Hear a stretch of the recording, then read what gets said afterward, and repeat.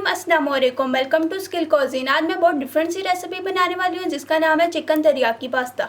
सबसे पहले पैन में 4 टेबलस्पून ऑयल ऐड करेंगे, 1 टीस्पून लहसुन पेस्ट ऐड करेंगे, 1 टीस्पून सफ़ेद तिल ऐड करेंगे,